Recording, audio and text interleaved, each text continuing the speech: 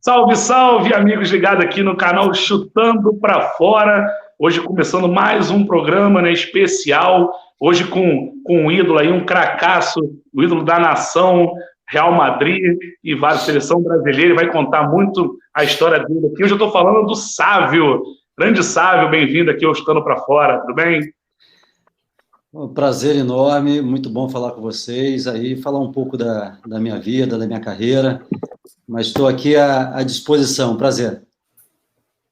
Show de bola. Hoje, aqui comigo, Vitor Narrador, Felipe Fontoura, Mário Bessa e a Jaque aí, que deu uma caída agora, daqui a pouco ela está aí, a Jaque Jesus.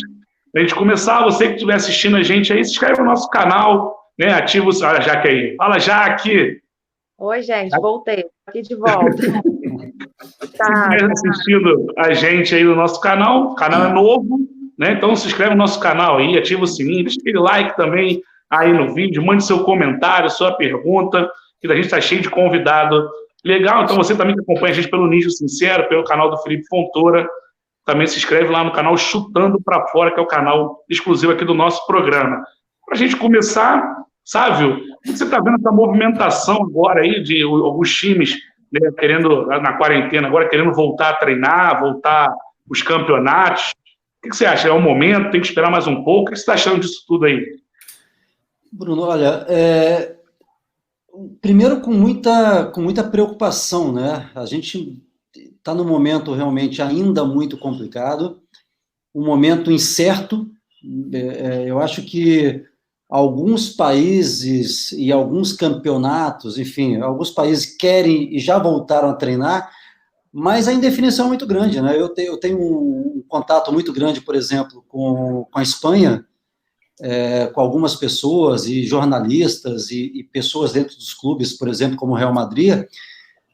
A incerteza é muito grande ainda, né? Claro que as coisas na Europa começam a melhorar, vamos dizer, um pouco, começa a normalizar, mas a incerteza é muito grande, né? A gente está ainda no meio de um campeonato da atual temporada, não sabe quando vai jogar, se é que vai jogar. Algumas competições, alguns campeonatos, como o holandês, como o francês, a segunda divisão portuguesa, por exemplo, já acabaram, já deram como encerrado, mas outras não, já querem voltar com portão fechado, enfim.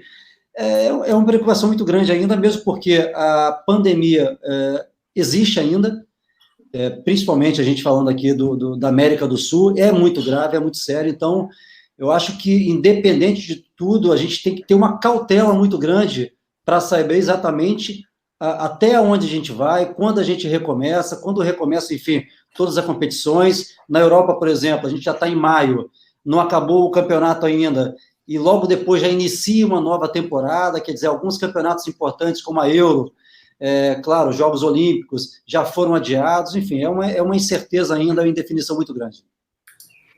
É verdade, e falam também nesse pico, né? O pico vai ser no mês passado, vai ser em maio, vai ser em junho, ninguém sabe uma precisão, então a gente tem que ter muita cautela, como o Sábio falou, para a gente voltar, né? Para voltarem os campeonatos. Está com a saudade imensa, né, cara, de futebol, de debater o futebol. A gente sabe que o momento ainda não é o propício, não é o correto.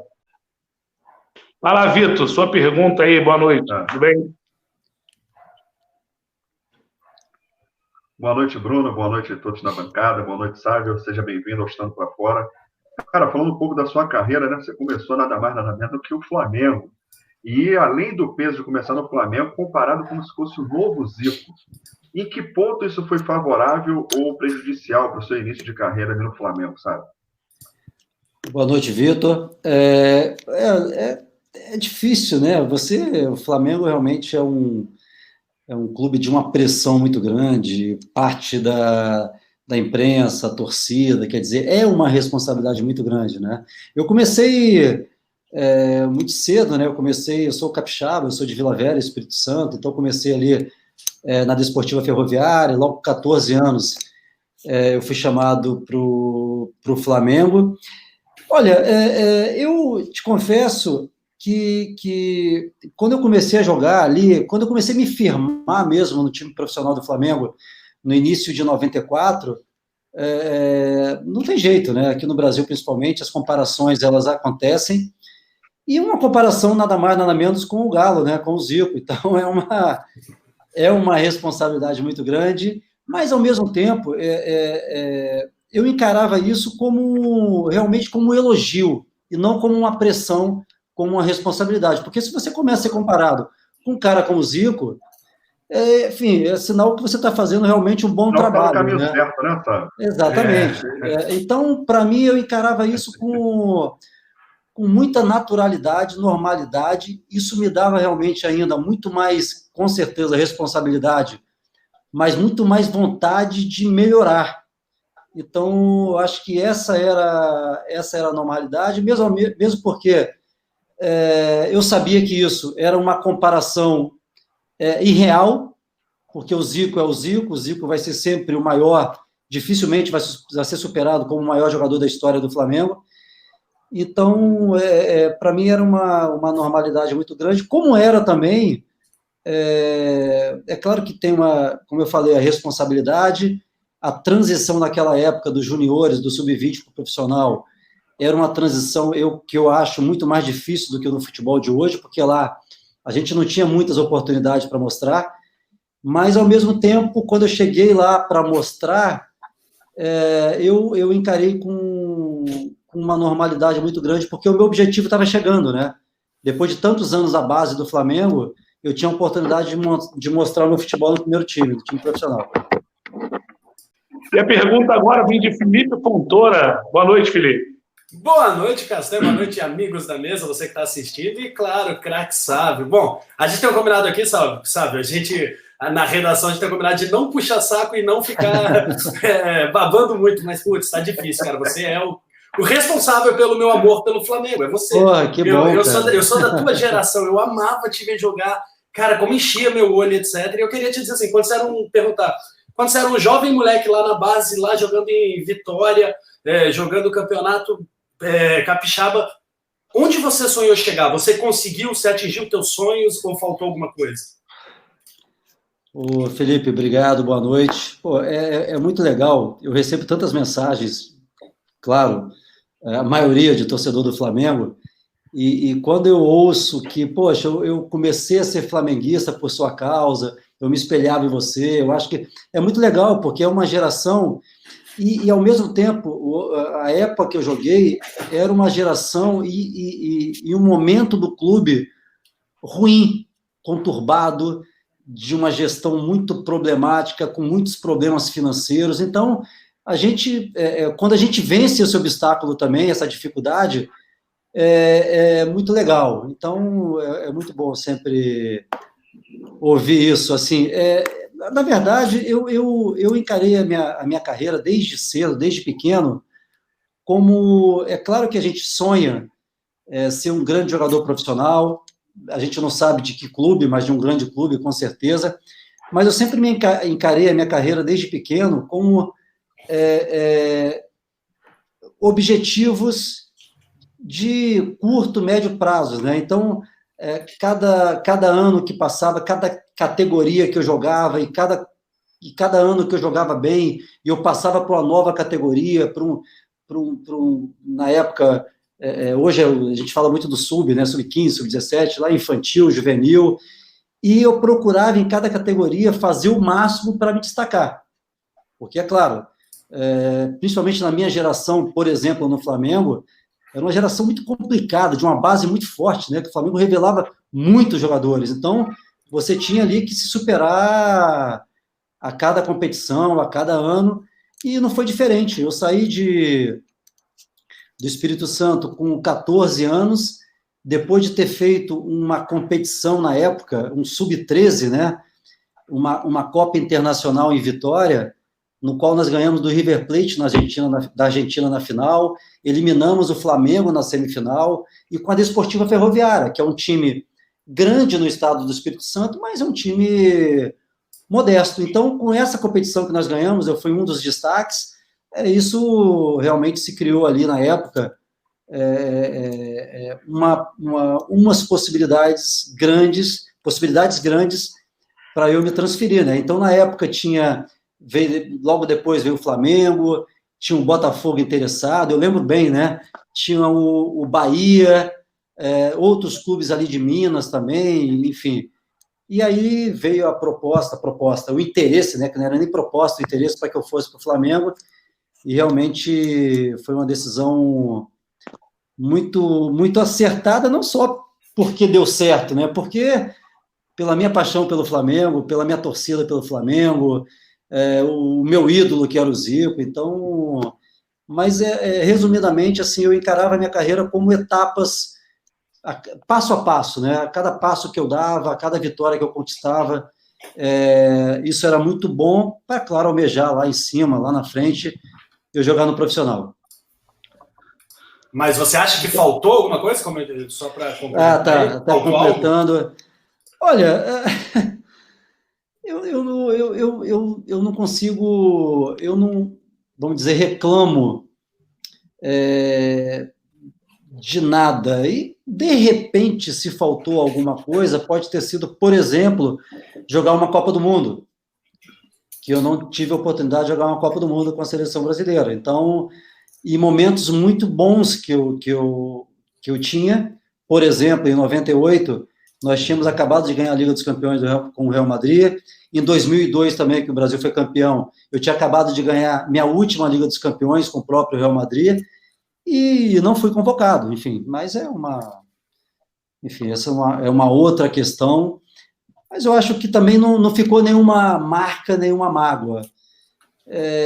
Tudo que eu fiz, eu procurei fazer da maior intensidade possível. Fiz realmente o meu máximo. Joguei entre os dois maiores clubes do mundo, que foi o Flamengo e o Real Madrid. Então, eu acho que o dever cumprido, ele existe, eu estou muito tranquilo, realmente, com isso. A gente vai falar mais daqui a pouco de seleção brasileira. Vai agora, Mário, sua pergunta aí, boa noite. Tá sem som, Mário. Boa noite, Castanha. Boa noite, Sávio. Boa noite, amigos da mesa. É um prazer estar falando com vocês nessa noite. É a pergunta que eu tenho curiosidade, né? Que eu tenho para o Sávio. Ele já falou da chegada dele, da ida dele do Espírito Santo, vinda para o Rio. Falou da subida dele no time do Flamengo. Eu queria saber dele como é que foi em 95, o ano do centenário do Flamengo, aquele trio, né? Que era o melhor ataque do mundo. O que dizer sobre essa passagem, sobre esse momento da sua carreira nesse ano de centenário do Flamengo? Ô, Mário, boa noite. Olha, um ano de muita expectativa e no final, um ano ruim. Nós tínhamos um objetivo muito grande, que era ganhar títulos naquele ano, principalmente pelo centenário do Flamengo. Nós tínhamos feito, por exemplo... um muito bom primeiro semestre, até aquela final do Fla-Flu, 3-2. Nós vimos fazendo realmente um trabalho muito bom, com o Vanderlei Luxemburgo à frente, e aquela final, perder aquele título, foi muito ruim, claro, por perder um título, por perder uma final dentro do Maracanã, um clássico, mas eu acho que pelo trabalho que se interrompeu. Aquela derrota no Fla-Flu não foi simplesmente somente, que foi muito duro, uma perda de um título. Foi realmente o rompimento de um trabalho muito bem feito do Vanderlei Luxemburgo, um trabalho muito bem executado, que com aquela derrota parecia que estava tudo errado, mudou tudo. O Flamengo praticamente vendeu, dispensou a metade do time, logo depois contratou mais uma metade de jogadores. Enfim, foi um ano muito ruim e uma instabilidade muito grande na questão da gestão, comando técnico. Nós não tínhamos, depois disso, um comando técnico, um comando profissional. Isso realmente dificultou muito, né? Não adianta você botar só grandes jogadores reunidos se você não dá a esses jogadores uma ferramenta muito boa, não dá uma estrutura física, uma estrutura de gestão. Então, realmente, faltou bastante coisas aí em 95 e, infelizmente, a gente não conseguiu, naquele ano, atingir o objetivo. Sávio, quando você despontou no Flamengo aí, o Felipe já falou, né, eu também sou dessa geração, né, e via Sábio destruindo, driblando todo mundo, jogos memoráveis, né, de acabar com o jogo contra o Palmeiras, Grêmio e tantos outros jogos, né, que o Sábio, como a gente fala na gíria do futebol, né, botou o jogo no bolso. Mas você também viveu numa época que, vamos botar na palavra, a porrada comia, o pau cantava, e você era um cara que era perseguido em campo, né? Então, você acha que se você tivesse vindo uma geração mais para frente, não digo nem agora, mas uns anos atrás, a sua carreira ainda teria sido muito mais promissora do que foi, teria alcançado um nível muito mais alto, porque tu tomou muita pancada no Flamengo, principalmente no Flamengo, né? Ô, Bruno, é difícil a gente analisar, né? Eu sou muito reticente em fazer algumas, por exemplo, comparações de épocas, de jogadores, quem foi melhor. Então, são épocas diferentes, né? Eu assim, a época que eu jogava realmente, até pelo meu estilo de jogo, eu sofria muitas faltas, e muitas faltas naquela época, realmente faltas duras, faltas desleais, porque a gente não tinha um sistema como a gente tem hoje, por exemplo, né?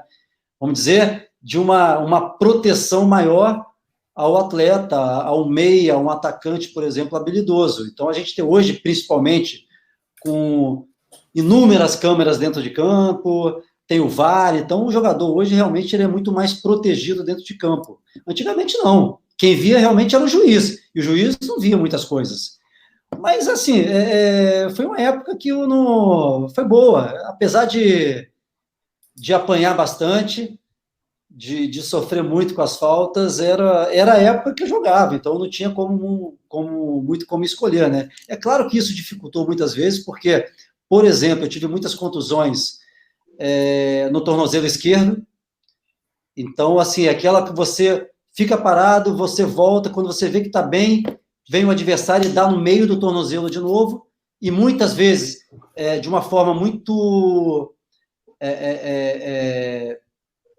visível, maldosa, né? Intencional, maldosa. Intencional, muitas vezes intencional, e realmente dificultava, porque aí depois de um certo tempo, com muitas lesões em um local somente, você acaba tendo uma lesão crônica, né? Então, eu te confesso, eu vou confessar para vocês, dificilmente eu falei isso, eu fiz 261 jogos com a camisa do Flamengo, eu acredito que pelo menos 100 jogos, 80, 100 jogos, foi com alguma dor.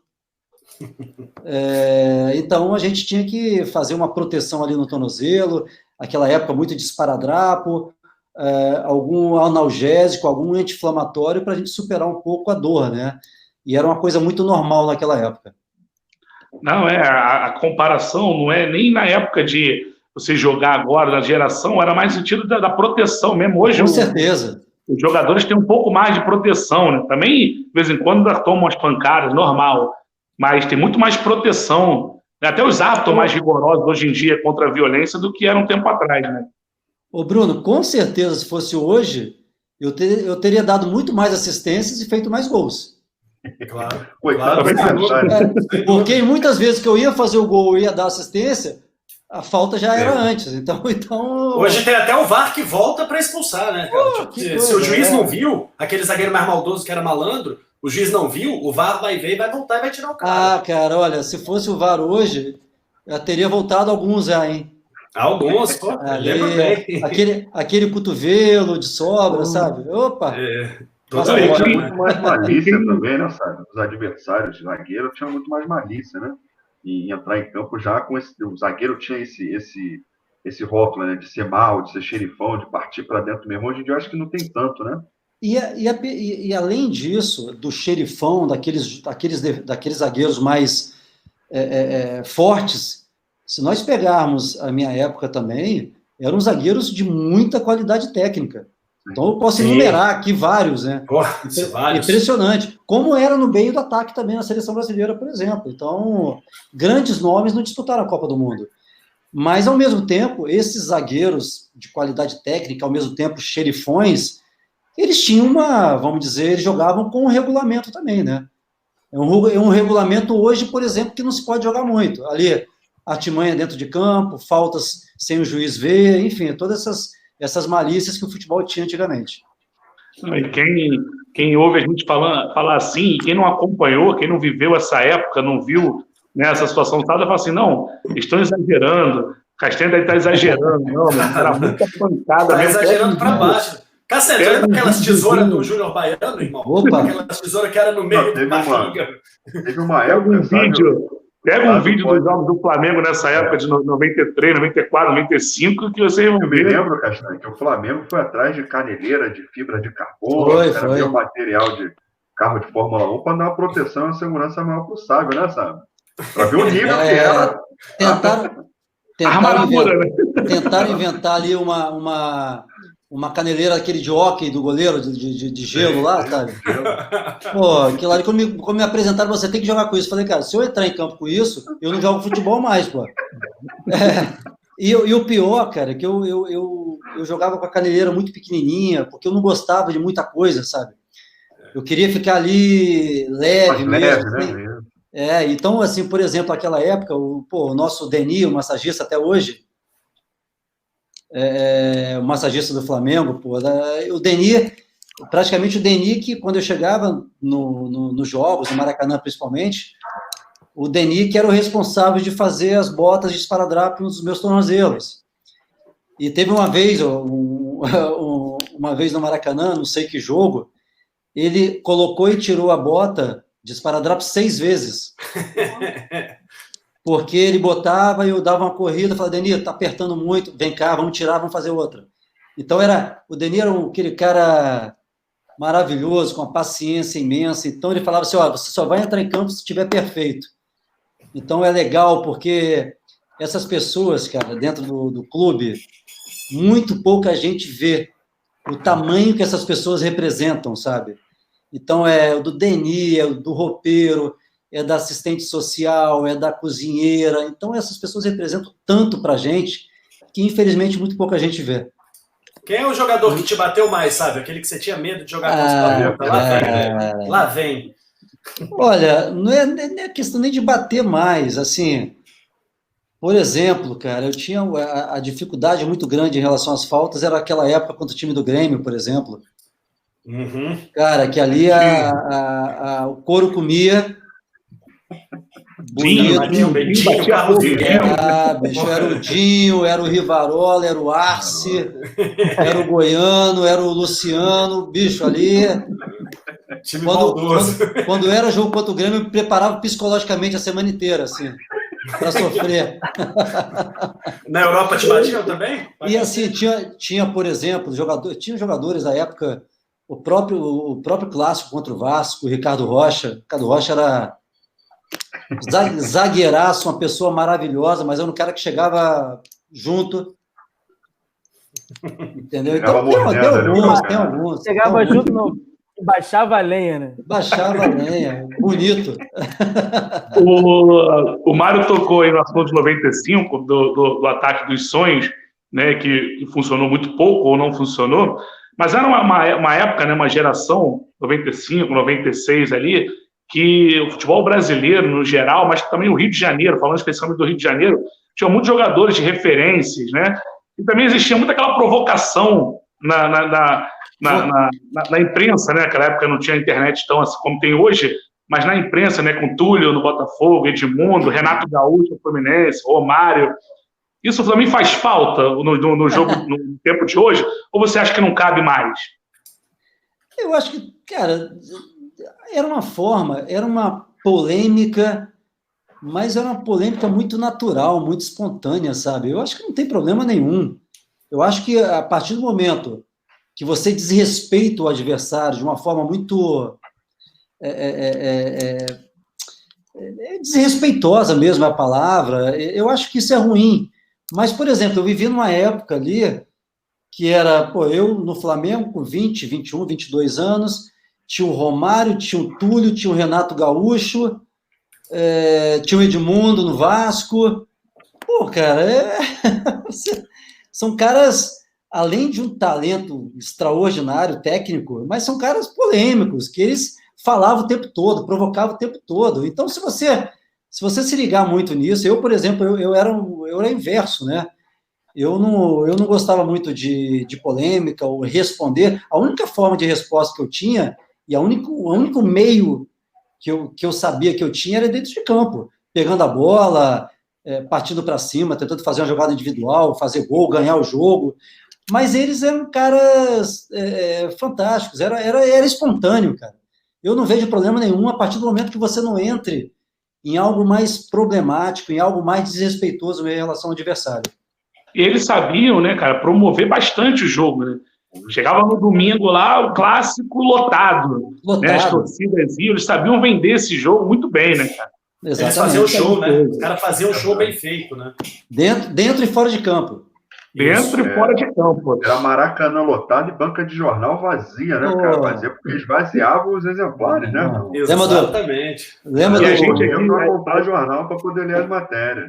Lembra do Rosinha, o JS? Jornal do Esporte. Eu lembro. A gente aqui que é fã do futebol raiz, a gente sente falta desses jogadores, dessas situações. Né? Mas manda aí, Mário. Manda sua pergunta.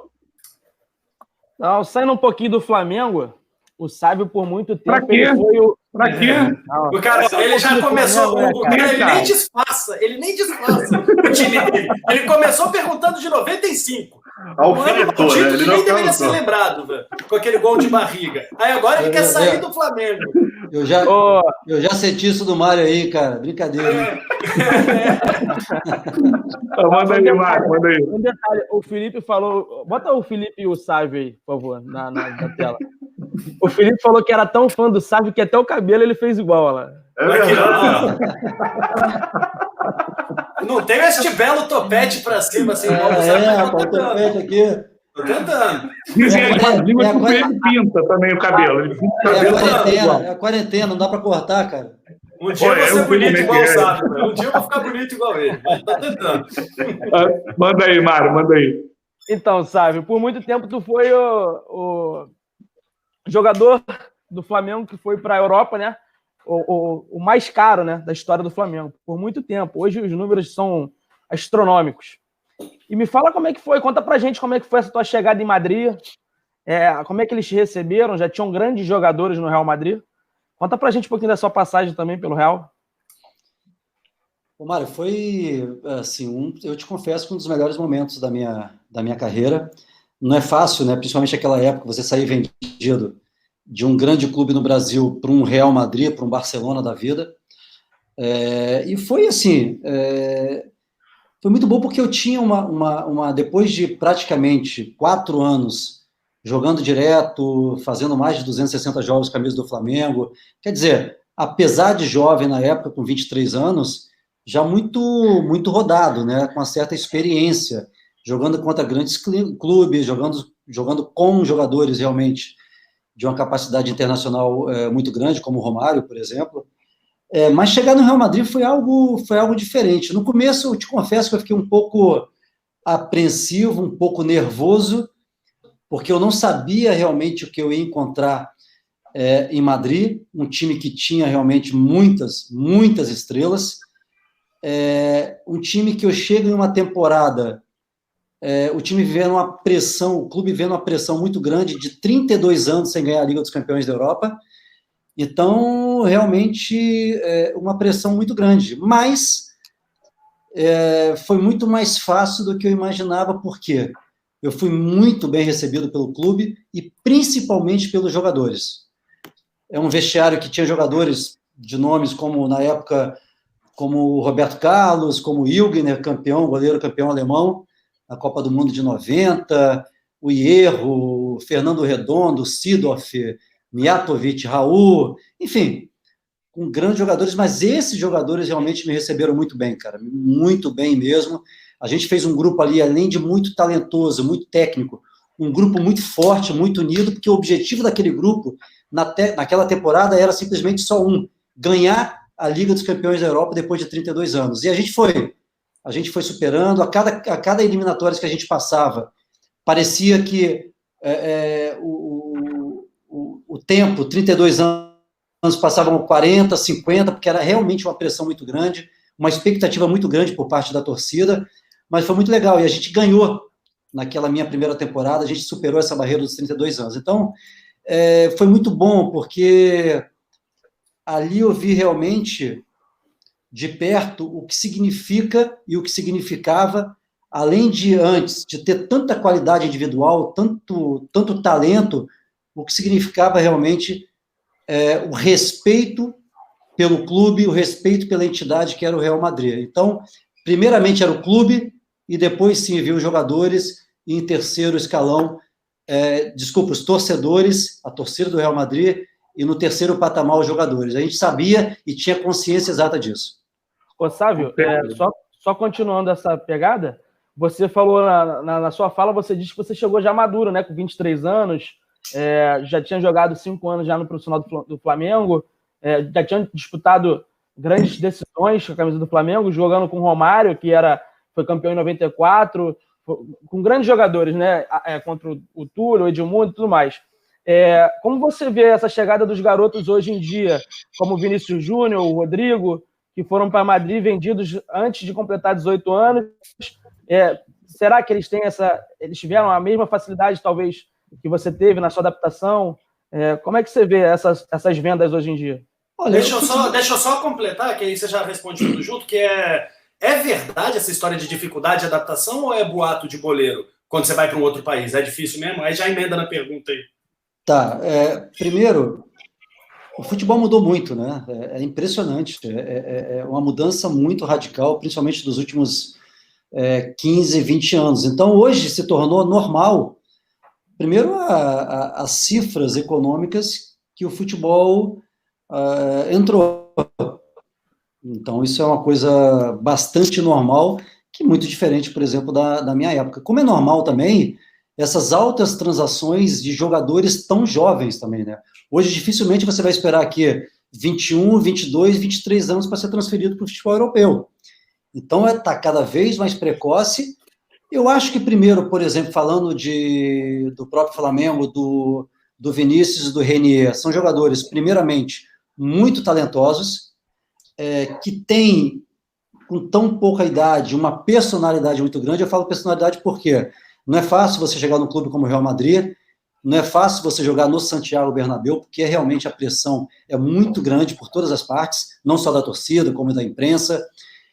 E um jogador, eu estou falando do Vinícius Júnior, qualquer outro jogador, mesmo com altos e baixos, ter a personalidade de, em alguns momentos, as coisas não saírem bem, e ele arriscar, tentar, pegar a bola novamente, encarar. Isso é muito difícil porque muitos jogadores, até experientes, já sentiram o Santiago Bernabéu nesse aspecto. Então, eu fico contente com isso. Eu acho que são dois jogadores que têm muita evolução pela frente. Eu sou um pouco reticente também, né, nessa questão de você pular, saltar do sub-17 já para o profissional. Eu acho que o sub-20 é uma categoria muito importante, que traz ainda alguns fundamentos técnicos e táticos, que traz uma experiência, que traz uma rodagem também. Por exemplo, eu subi com o Flamengo na primeira vez em 92 com 18 anos, depois eu voltei para o sub-20, só que era uma época que tinha as preliminares no Maracanã, e eu cansei de jogar preliminar no Maracanã, no intervalo, com 50, 60 mil pessoas. Então, a gente já cria aquela experiência, cria aquela casca de pressão do torcedor. Mas eu acho que é mais por aí. São dois jogadores de muito talento, agora são jogadores muito jovens ainda, que tem que ter muita paciência para essa evolução. E só completando a sua pergunta, Felipe. A pergunta dele foi em relação se essa história de adaptação quando você chega em outro país é realmente muito difícil, leva tempo ou é muito boato? Não é. Eu não acredito que seja muito difícil, mas é uma adaptação. Então, a gente está falando, por exemplo, eu estou falando um pouco pela minha experiência do que aconteceu em 97, quando eu fui vendido para o Real Madrid. É claro que hoje mudou muita coisa, hoje a gente tem muito mais acesso, a gente tem mais conhecimento, a gente tem internet, enfim, hoje tem muitas facilidades. Por exemplo, quando a gente ia para um país, a gente não tinha muita facilidade, alguns produtos brasileiros que a gente sentia saudade, de alimentos. Hoje está tudo muito mais fácil, está tudo muito mais perto da gente. Só que é uma mudança, é uma readaptação, é uma outra competição, principalmente falando da Europa, um futebol europeu que é muito, muito mais pegado, muito mais tático. Você tem que conhecer o ambiente, conhecer o clube, conhecer aquele estilo de jogo do futebol europeu, por exemplo, o que significa jogar uma Champions League, tem um clima, enfim, eu acho que existe, se não é nada de outro mundo, não é uma mudança, só que existe, sim, uma adaptação nessa mudança. Eu tive, principalmente por causa, na época do frio, eu senti um pouco frio no futebol europeu, mas é uma adaptação que a gente tem que... O atleta também, nós, atletas, temos que buscar o máximo essa adaptação. O que é buscar o máximo?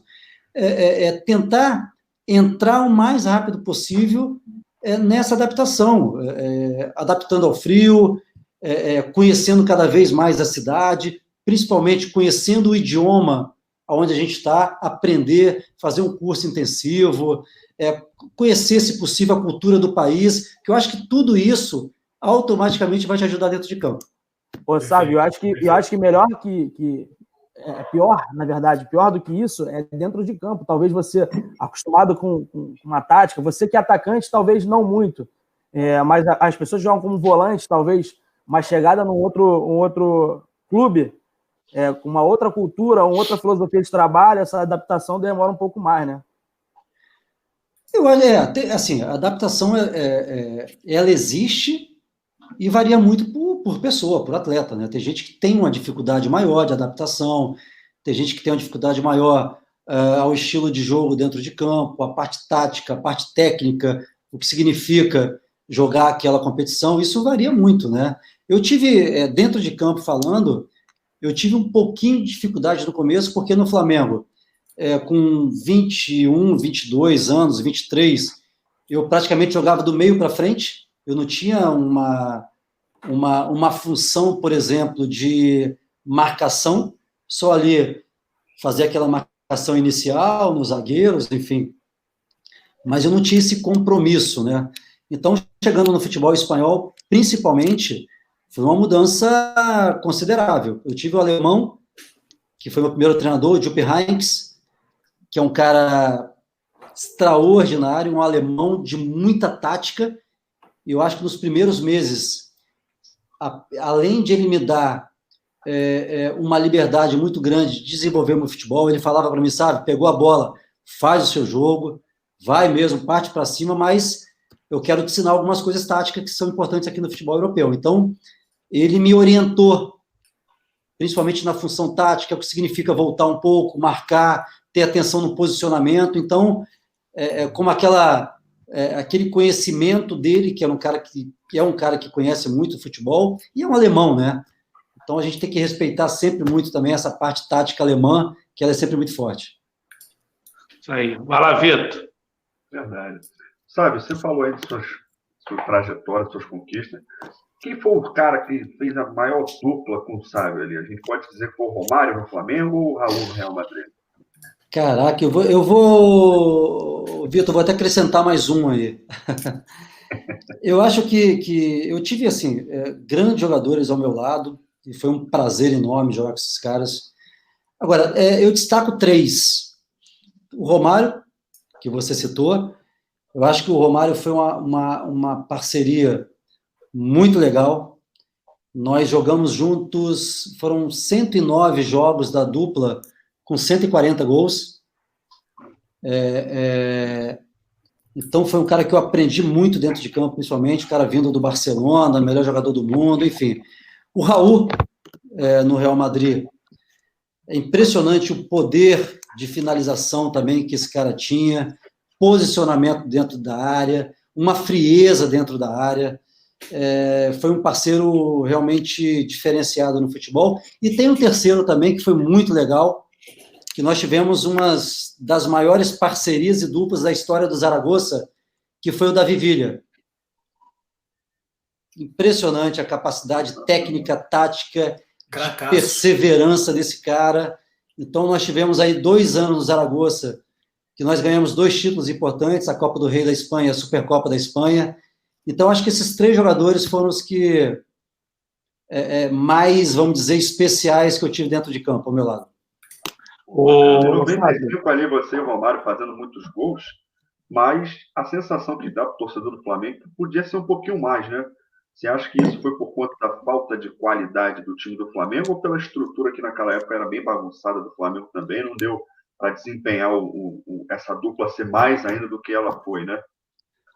Olha, eu não vou discutir a qualidade mesmo, porque mesmo naquela época eu tive ao meu lado grandes jogadores dentro do Flamengo. Jogadores individualmente falando, de muita capacidade técnica, enfim, toda essa questão. Agora, eu vou ser bem sincero, em nenhuma época que eu estive no Flamengo, eu tive um time ou um elenco, por exemplo, para que eu lutasse antes do campeonato para ganhar um campeonato brasileiro. Eu não tive. Isso eu sou bem sincero. Eu acho que aonde nós chegamos em alguns títulos e até semifinais de campeonatos importantes foi muito em cima de superação e do poder técnico de alguns jogadores. Agora, se você colocar esse time aqui é para você lutar pela Libertadores, não. Eu nunca tive. Ou para lutar por um título do Campeonato Brasileiro, não. O que nós podemos chegar é o máximo ali, 3º, 4º, mesmo porque nós enfrentávamos times daquela época, por exemplo, que é o próprio Vasco do Edmundo, campeão brasileiro em 97, que é o Palmeiras da Parmalat em 93, 94, que é o Palmeiras de 96, que é o Grêmio, que tinha um time muito forte em 95, 96, enfim, o Cruzeiro, quer dizer, o próprio Fluminense, campeão em 95, nós perdemos a final, o Botafogo, campeão brasileiro de 95, quer dizer, não só não tínhamos realmente um grupo muito forte para ganhar campeonatos importantes, como os adversários também eram muito bons. Até nesse ponto aí, Sávio, a gente teve aqui também a participação do Alex, né, e a gente comentava isso, que antigamente tinham muitos jogadores, muitos craques, muitos jogadores acima da média, e que hoje não tem tanto assim, né, que faz falta. E vou perguntar para você, por que hoje o Brasil, vamos falar do Brasil, que é o nosso país aqui, não produz tantos jogadores acima da média assim como tinha antigamente, né? Só lembrando que a gente fala de Sávio, por exemplo, de Alex, de Felipe, de Pedrinho, de Evaí, um montão que a gente pode listar aí, que eram jogadores craques acima da média e que não jogaram a Copa do Mundo. Qual é a diferença hoje em dia? Por que eu acho que a gente não forma mais tantos jogadores assim? Olha, Bruno, até incluir aí o cracaço, meu amigo Djalma também, Djalminha, pelo amor de Deus. Djalma ficou fora da Copa do Mundo. Então, monstro. Você imagina naquela época também a quantidade de jogadores que tinham do meio para frente, principalmente canhotos. Entendeu? Então, era muito complicado, assim. Agora, eu acho que o futebol, resumindo, o futebol mudou muito, o futebol mundial evoluiu muito, principalmente o futebol europeu. Países, por exemplo, como a Espanha, países como a própria França, mais recentemente a Bélgica, o futebol holandês, e outras grandes seleções, a própria portuguesa, essas seleções tiveram uma evolução muito, muito grande, não só da parte tática, mas individualmente também. E eu acho que o Brasil não participou dessa evolução, infelizmente, em todos os sentidos, parte tática e parte técnica. Eu acho que o futebol brasileiro, ele continua sendo aí no futebol brasileiro, que sempre vai descobrir grandes talentos, grandes jogadores de uma capacidade técnica individual muito grande, mas não evoluiu da forma que evoluía, principalmente nas décadas de 70, 80 e até 90, né? Então, acho que a seleção brasileira, principalmente, sentiu muita dificuldade em relação a isso. Por quê? Eu acho que o futebol brasileiro, nos últimos anos, se tornou um futebol, de uma certa forma, supervalorizado, e nós tivemos grandes oportunidades, depois de alguns resultados importantes, principalmente depois da Copa do Mundo aqui no Brasil, que nós tivemos a grande oportunidade de parar, refletir e ver realmente o que estava acontecendo no futebol brasileiro. E nós fizemos. E nós não fizemos. Então, acho que a Copa de 2014, por exemplo, foi a grande oportunidade de uma reviravolta radical no nosso futebol. Coisa que aconteceu, por exemplo, com o futebol espanhol, com o próprio futebol francês e com o futebol alemão mais recentemente. Pois é, a gente citou tantos craques aí que ficaram fora de uma Copa do Mundo e hoje a gente pode falar que faltam tantos jogadores assim acima da média, né, e de qualidade para reforçar e mais nossa seleção. Ô Sávio, vou passar agora para os amigos aqui perguntas agora mais objetivas. Eu começo aqui falando qual o título mais importante que você guarda com carinho ou quais, se não tiver um.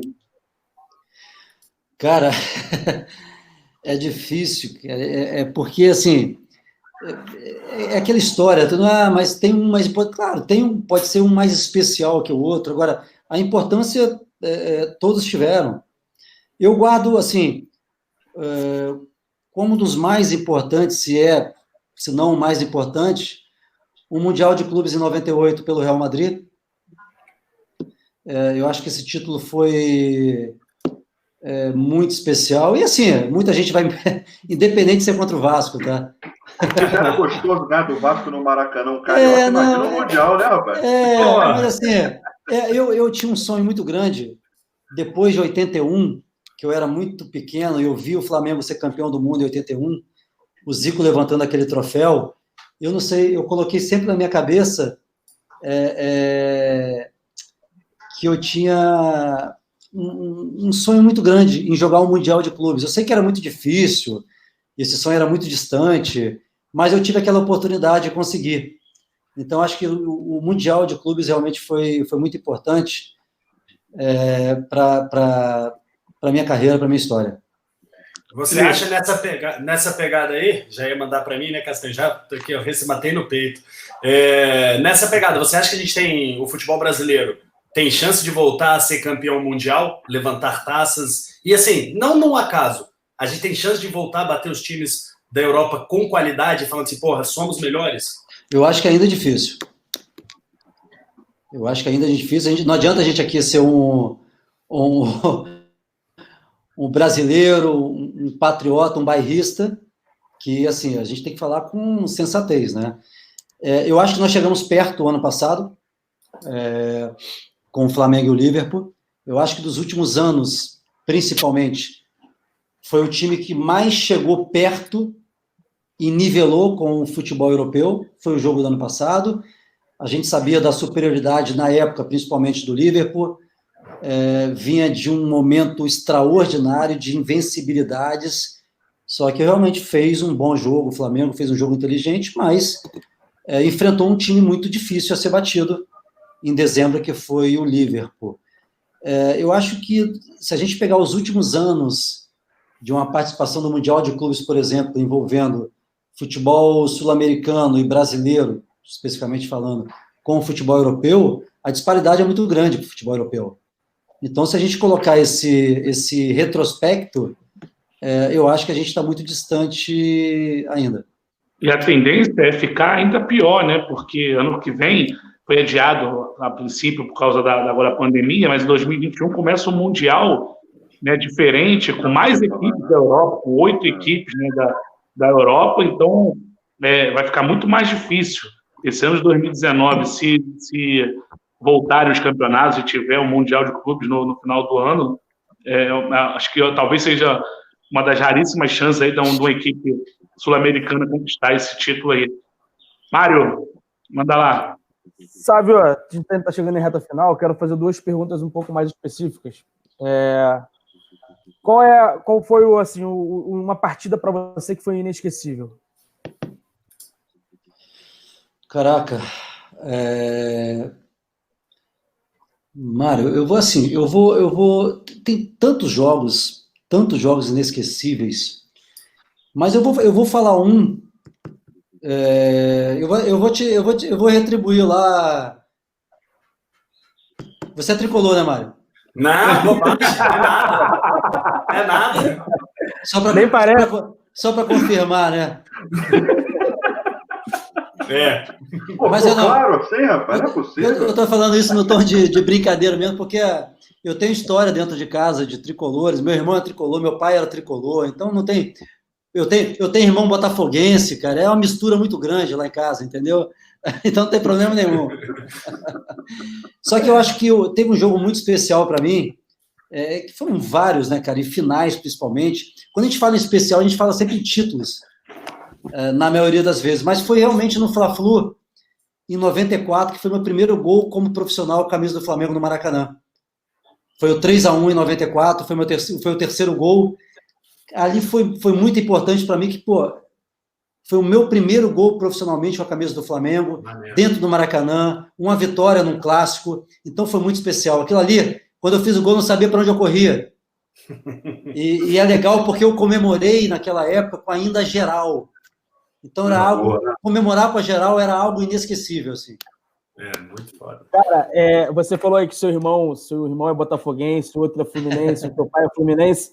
Me fala um pouquinho dessa importância da figura família nessa sua carreira. Cara, é a base de tudo para mim, sempre foi a base. Eu sempre tive, até pela minha maneira de como eu era, eu sempre fui um cara muito tranquilo, né?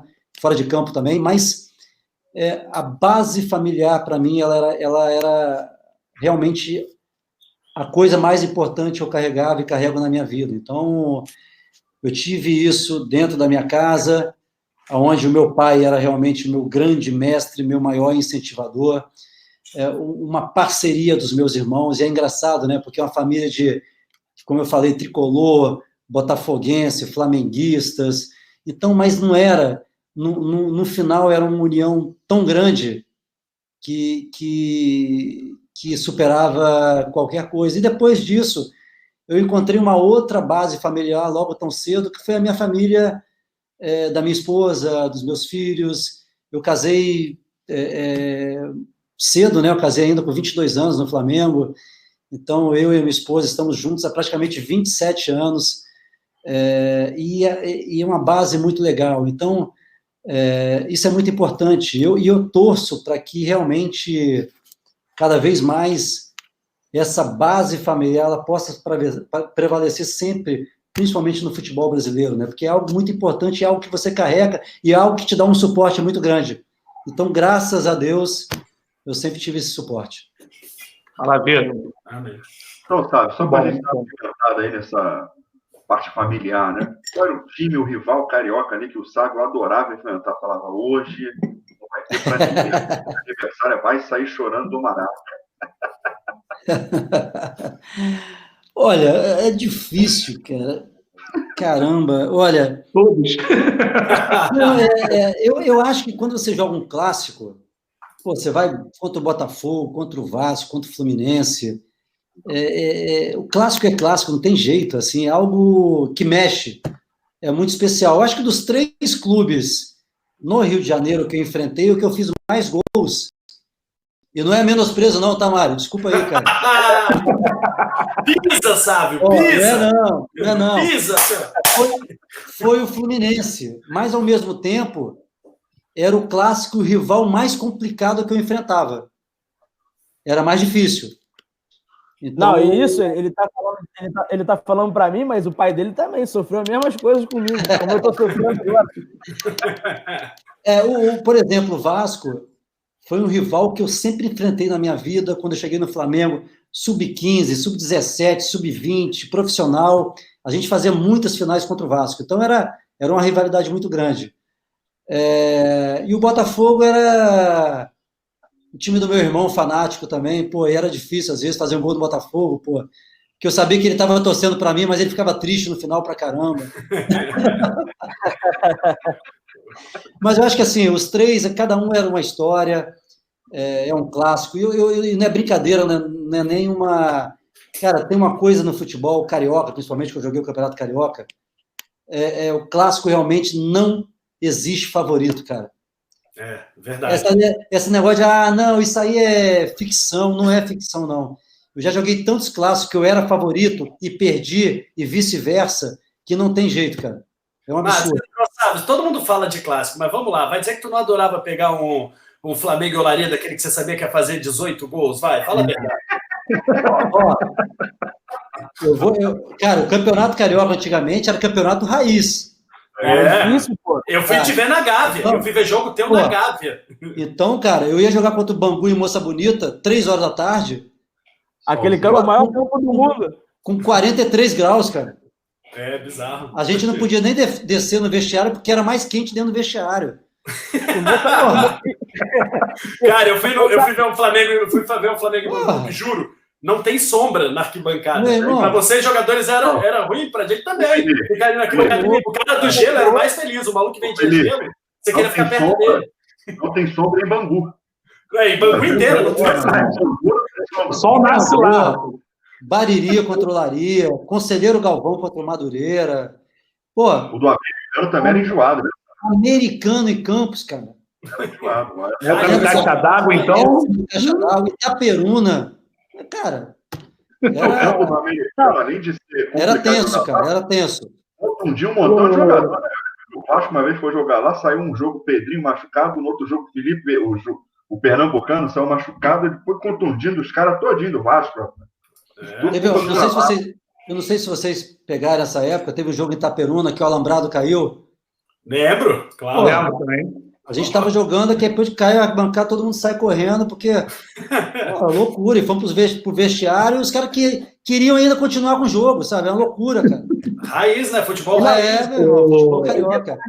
Na época do Sávio, o Bangu, o campo do Bangu, era aquele verde todo. Hoje em dia está reduzido. Era muito maior do que é hoje. Imagina correndo um sol de 40 graus em Bangu. Exatamente. É muito mais difícil, pô. Eu chegava a perder, em alguns jogos, 4 a 5 quilos, cara. Porque a gente não jogava só contra o adversário, né, cara? Acho que o Mário tem que voltar mesmo a jogar. É doido, cara. Era muito quente. Tô precisando jogar umas 10 partidas seguidas. Ô, Sávio, olá. Ô, Sávio, 2 perguntinhas para você também. Primeiro, quem foi o treinador? Você acha que foi o melhor treinador que você teve? Caraca, olha, difícil. Acho que no Brasil eu tive 2 treinadores. O Vanderlei, em 95. Eu acho que a única que eu lamento muito foi ele ter ficado tão pouco tempo no Flamengo, né? Porque eu aprendi muito com o Vanderlei em pouco tempo. E o Paulo Autuori, em 97.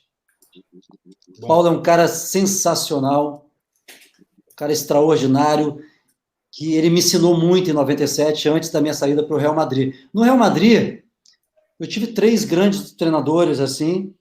Eu acho que o Jupp Heynckes, o alemão que eu citei, foi muito importante para a minha chegada no clube. O Guus Hiddink, o holandês, foi o cara que mais me deu liberdade para jogar na Europa. E um cara importante também, foi onde eu ganhei os principais títulos no Real Madrid, que foi o Vicente Del Bosque. Show. Acho que foram os 3 principais na Europa. E curiosidade nossa, porque o Alex também falou muito bem do Vanderlei, né, o Castanho? Muito, cara. O Vanderlei, aquela derrota lá, Mário, eu estava brincando, mas do Fluminense, sim. Como eu falei, em 95, ali realmente foi muito doloroso perder um título, mas assim, o que eu fiquei mais triste ali foi depois do que aconteceu após aquela perda, sabe? Porque desestabilizou um projeto e um planejamento muito legal com o Vanderlei. Jogaram o plantel no lixo, né, sabe? Exatamente. Com certeza. Eu sei que o Castanho até tem outra, mas só para manter assim, por que a pergunta do Luxemburgo, só porque tá aí, por que o Luxemburgo, tão idolatrado por todos os jogadores, hoje em dia é tão massacrado pela crítica, pela mídia, por todo mundo? Ô, Felipe, eu não vou assim, entrar muito nessa questão da atualidade. Eu vejo um pouco, é claro, que por tudo que ele fez pelo futebol brasileiro, ele fez muita coisa, tá? E pelo que eu vivi com ele, eu estive lá, eu vi o dia a dia, naquela época, hein?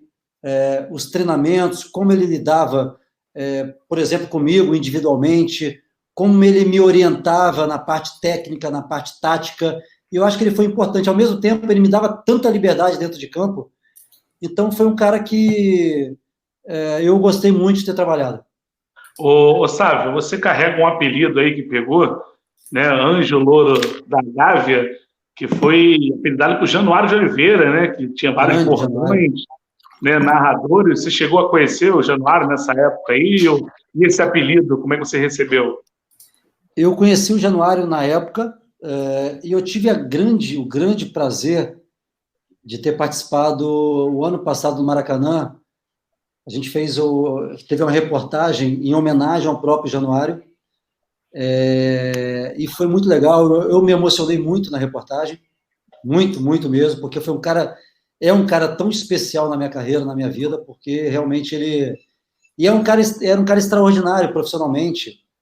Ele tinha uns bordões, ele tinha um improviso, era muito improviso e era muito legal, e aquele futebol carioca raiz, que todo mundo gostava ver e ouvir o Januário de Oliveira, né?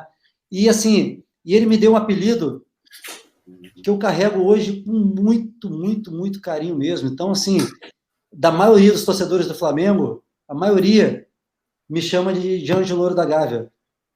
Mas começou como diabo, né, sabe? Começou como diabo. Foi uma história... Tem como contar essa história rapidinho? Pode. O diabo foi o seguinte, lá quando eu fiz o primeiro gol, como profissional do Flamengo, o Januário, na transmissão lá, era um cara de improviso, ele falou, o Diabo Louro da Gávea. Eu confesso assim que, eu sabia que era um carinho muito grande, mas, diabo eu não gostava muito não, cara. Mas tudo bem, assim, era... Só que a defesa adversária. Mas assim, e é engraçado porque a avó da minha esposa, ela é muito católica, cara.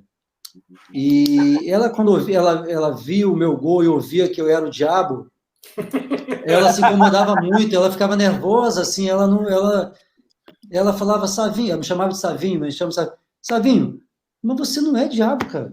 Eu falei, não, dona, e ela teve, cara, olha como são as coisas, ela encontrou com o Januário no Rio de Janeiro. Enfim, não lembro bem se foi no shopping, alguma coisa assim, e ela foi até o Januário e falou para ele, o senhor é o que narra os jogos? Sou eu mesmo, senhora, muito educado, o Januário, né? Eu posso te pedir uma coisa? Aí ele falou, claro, pode pedir. Não chama mais meu Savinho de diabo, não. Aí, é impressionante essa história, né? Aí ele ficou olhando, e ele contou isso na entrevista do ano passado.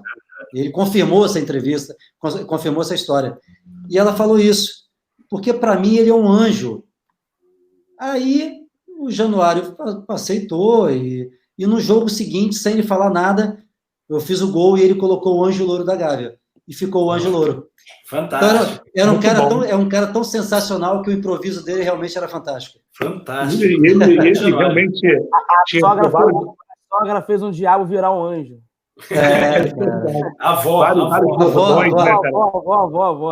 da minha esposa.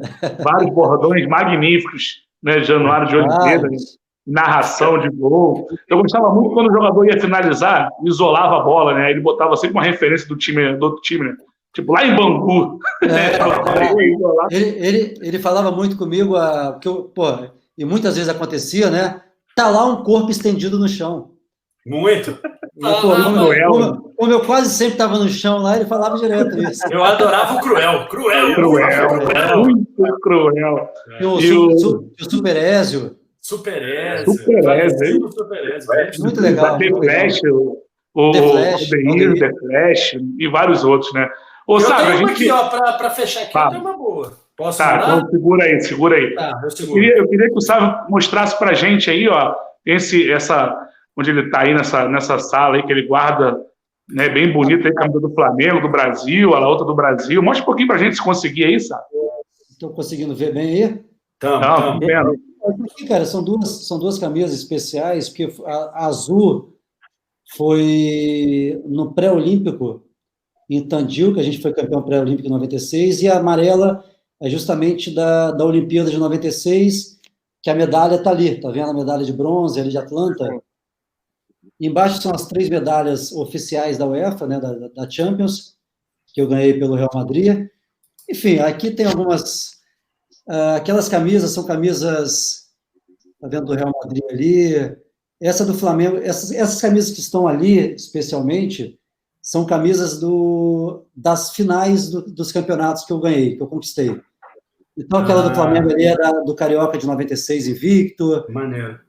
A de trás, uma amarela preta ali, foi um do Zaragoza, foi um dos jogos mais difíceis da minha carreira, que foi contra os Galácticos do Real Madrid. Copa do Rei. Ganhamos na final do Copa do Rei em 2004. Essa branca aí foi a final em 98 contra o Vasco. Tem uma vermelhinha lá que era da Supercopa da Espanha contra o Valência pelo Zaragoza. Enfim, são alguns registros especiais, alguns troféus. E aqui, deixa eu tentar... Que maneiro. Porra.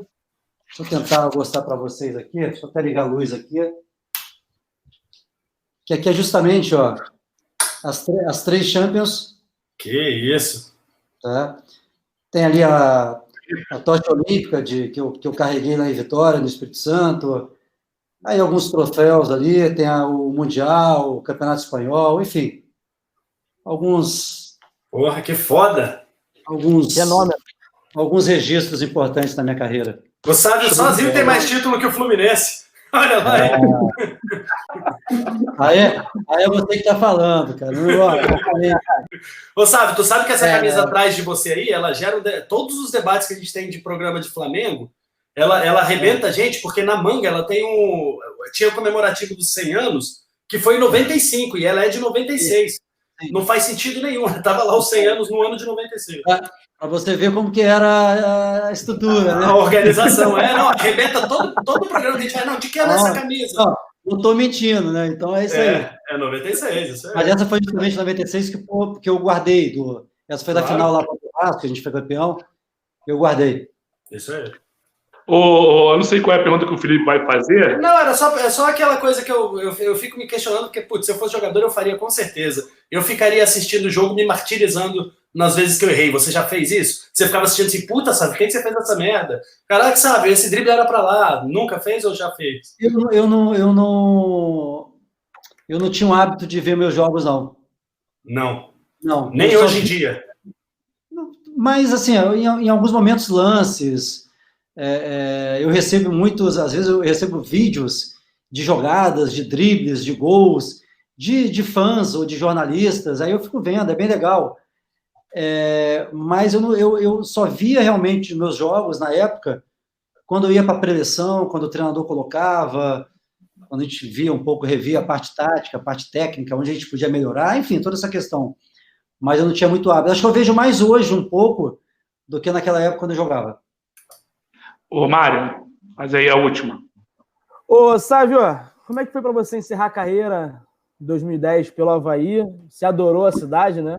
Todas as entrevistas você fala que você adorou a cidade e hoje você vive aí. Fala um pouquinho dessa encerramento de carreira. Mário, eu tinha voltado da Europa, no meu último ano, eu joguei na Europa e foram quase 11 temporadas no futebol europeu. E aí eu voltei em 2009 para já encerrar a carreira. Aí eu tive essa proposta do Avaí para jogar 2010. Eu resolvi aceitar um novo desafio, o último desafio da minha carreira. Quando eu fui contratado, eu já tinha colocado ao clube que seria meu último ano da carreira. E eu fui. Eu sempre gostei muito de desafios, né? Então eu vim para Florianópolis. A gente conseguiu ganhar o Campeonato Catarinense em 2010. Jogamos o Brasileiro e depois eu encerrei.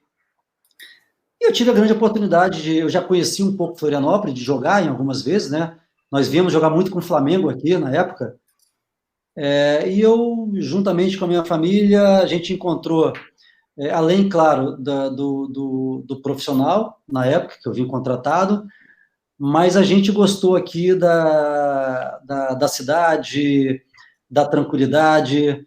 Depois de tantos anos sendo meio que nômade, né, nós víamos ali meus 3 filhos, que eles poderiam ter uma tranquilidade maior que crescerem aqui, um pouco mais de estabilidade, de conhecer os amigos, e foi justamente isso que aconteceu, né? Foi muito fácil essa adaptação, é uma cidade realmente muito legal, uma cidade de pessoas bacanas, uma cidade acolhedora, e muito bonita, né? Pelo amor de Deus, Florianópolis realmente é uma cidade muito bonita. É verdade. Demais. Eu fiquei muito dividido, né? Porque eu cresci no Rio de Janeiro, eu adoro o Rio, eu sou do Espírito Santo, sou de Vila Velha, e assim, eu sou extremamente bairrista também, eu sou capixaba de coração, a minha família toda está no Espírito Santo, então a gente ficou na época naquela dúvida. Só que no final, até pela tranquilidade, os meus filhos estavam muito bem adaptados aqui, a gente escolheu e ficamos em Florianópolis. Ô, Vitor, sua última. Bacana, bacana. Você falou de Avaí, você foi para lá em 2009, 2010, né? Chegou a ter alguma outra proposta do Flamengo, sabe? Você voltar em algum tempo, até porque em 2009 o Flamengo foi campeão brasileiro. Imagina, Sávio e Adriano no ataque, esse negócio louco. Não tive. Na época, não aconteceu. Na verdade, quando eu voltei também, nem se cogitou algo parecido. Então, eu voltei da Europa com a cabeça um pouco mais tranquila e despreocupada, porque eu imaginava também que ali eu já eu ia encerrar a carreira. Aí depois veio essa oportunidade, essa proposta do Avaí, eu continuei e escolhi seguir um ano mais. Mas não, na época não teve, não. O Sávio, para a gente fechar aqui, né, o Sávio que é torcedor do Flamengo, já falou, né, daqueles momentos como na geração dele, como era. Agora tem um Flamengo bastante diferente, né, cara? Um Flamengo bastante estruturado, no Flamengo que foi campeão em 2019, tem tudo, vamos ver como é que vai ficar depois da pandemia, para fazer um grande ano novamente. Onde estava e como foi, né, o jogo de 2019 da final de Libertadores para o ídolo Sávio? Eu, na final da Libertadores, estava em casa com meus filhos. Os meus filhos, apesar de viajar muito, né? Eu tô sempre, agora não, claro, por causa da pandemia, mas como eu viajo bastante para fora também, quase sempre eu estou na Espanha. Essa final realmente eu escolhi e foi muito bom ter ficado em casa, porque meus filhos, eles são flamenguistas doentes também. O mais velho também é um torcedor fanático do Real, e foi muito legal porque nós vimos juntos, nós 4. Então eu confesso, cara, olha, eu vi com a camisa do Flamengo, tudo que foi o Sávio, ex-atleta, ex-jogador, ficou tudo para trás, cara. Eu comemorei, eu vibrei como um grande, realmente fanático torcedor do Flamengo.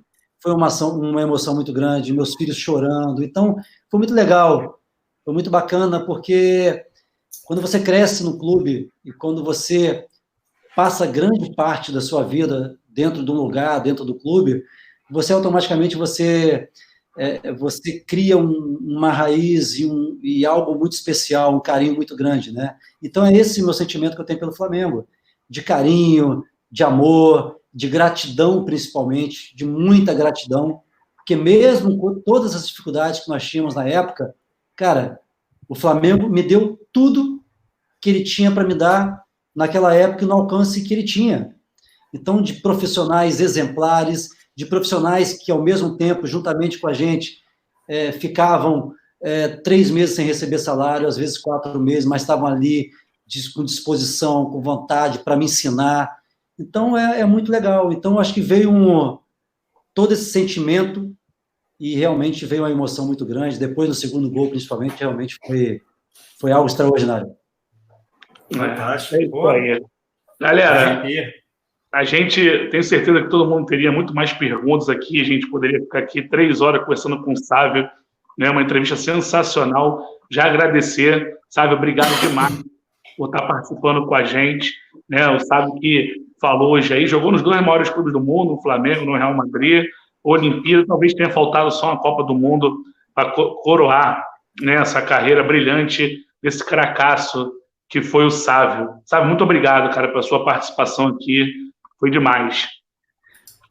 Bruno, eu que agradeço, eu acho que foi bacana, acho que deu para conversar bastante coisa, né? Deu para saber um pouco mais, e porque em algumas entrevistas, principalmente, a gente também, até por a questão de tempo, a gente não tem muita oportunidade realmente de falar muita coisa que muitos torcedores, mesmo que aqueles que me acompanham desde de muito tempo, não sabem. Uhum. Então, é uma oportunidade, eu agradeço muito. Foi legal, foi um espaço bacana, e espero que todos vocês tenham gostado bastante também. Estou à disposição aqui. Bom demais. Grande abraço a vocês. E, ô Sávio, só umazinha. O que você quer da vida agora? O que você quer do futuro? O que o Sávio espera do futuro? Cara, eu profissionalmente trabalho bastante, né? Eu estou totalmente focado na área empresarial. Tem uma correria boa, mas muito contente. Na verdade, o mesmo prazer que eu tinha quando jogava, eu tenho agora, graças a Deus. Eu consegui me preparar em todos os sentidos para o momento de encerramento da carreira, falando assim.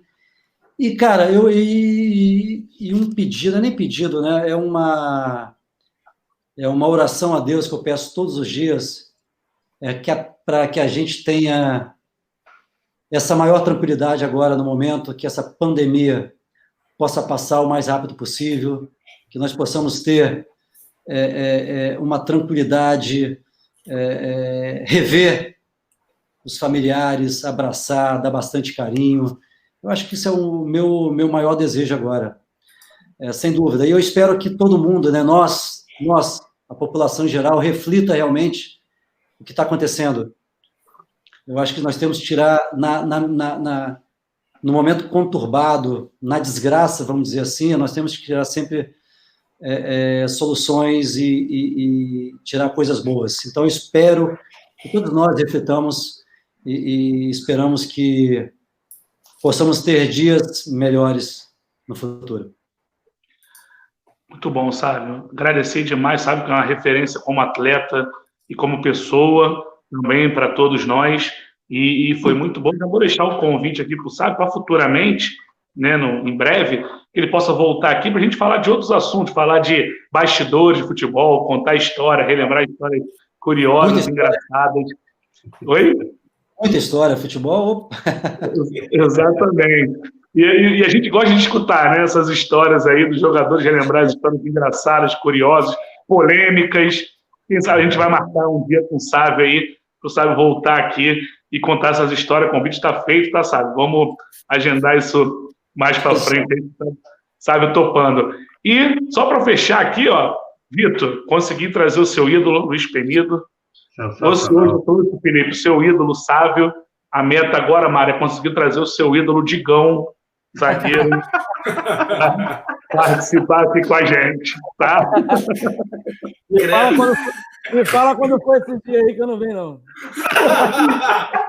Galera, obrigado aí, estamos encerrando, já passamos até do horário. Você que acompanha a gente também pelo canal Ninja Sincero e também pelo canal do Felipe Fontoura e o canal Total Esporte Rio. A gente está com um canal novo, que é o canal do programa, canal Chutando para Fora.